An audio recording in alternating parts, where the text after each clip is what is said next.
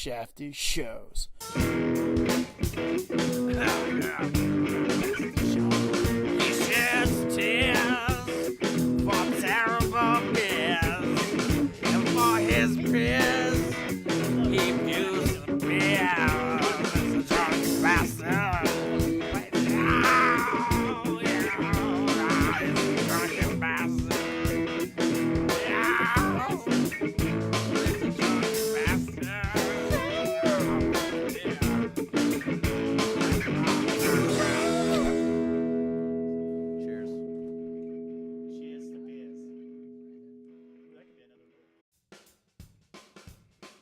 Hey there folks, Drunken Bastard back again for part 2.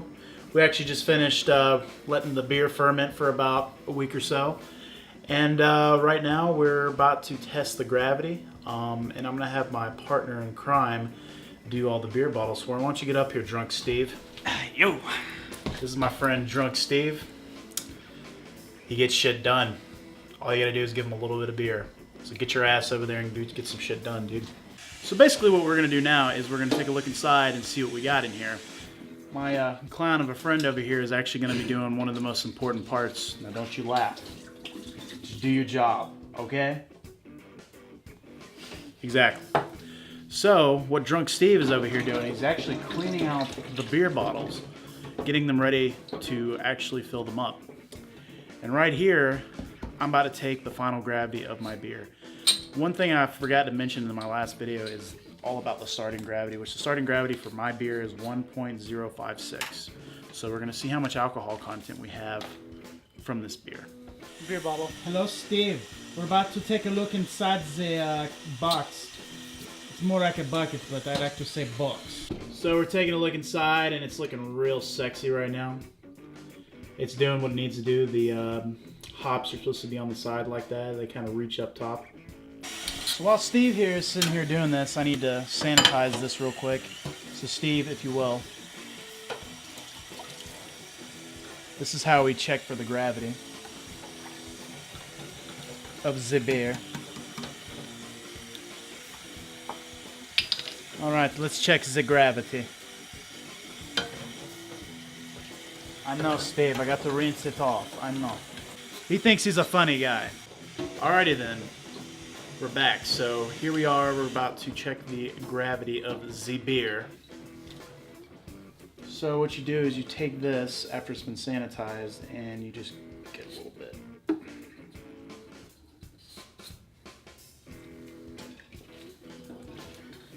And this right here is what your final beer should look like. The color, kind of a sort of a tan looking color, like a dark tan. So here we go. We're going to check the gravity of this beer. Looks like it's 5% alcohol by volume. Oh, wait. Oh, a little bit more than that. Looks like it's actually more like 5.6% alcohol. So our beer is going to be at 5.6% alcohol. Very nice. It's a lot better than some of the other beers we've made in the past. Not too bad, folks. Not too bad. And keep in mind, it's going to ferment some more in the bottles for about 2 months, so the taste and the alcohol content will go up. Would you like to try some, Steve?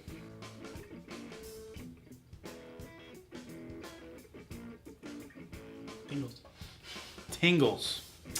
That's a good sign. That's how you know you got a good beer. So I'm about to sanitize the bucket here. Steve, if you will. Steve here is a very professional when it comes to sanitizing things.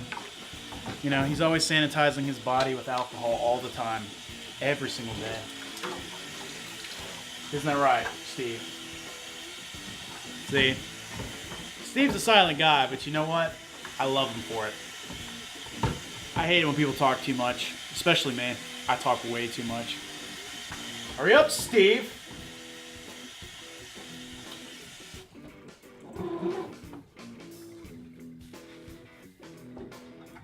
It doesn't work, Steve. They don't come and fix anything around here.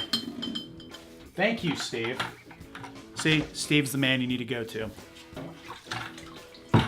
Next, we're gonna put it in here. drain it from here into here. We're gonna do that twice. So what we got next is the siphon. Our friend over here, Steve, sanitize this for me. Thanks, Steve. Thank you, Steve. Thank you. Doesn't know how to show affection. Anyway, now we're gonna start siphoning.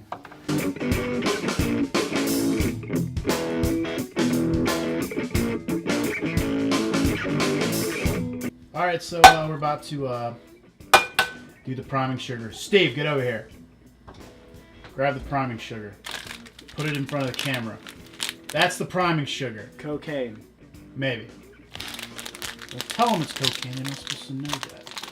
No, it really is priming sugar. It really is priming sugar. Anyway, so basically what we're about to do is we're about to boil the priming sugar, and when you put it in the bottles, it'll help with the second fermentation in the bottles. And it'll give it that carbonation that, you know, beer typically has. So Only in the US though. only in. Well, no, that's how they do all beer. They just do it a different way. I mean, whoa. You gotta put the water in first, man. Okay, so we brought the priming sugar to a boil. We need to let it boil for about 3 minutes.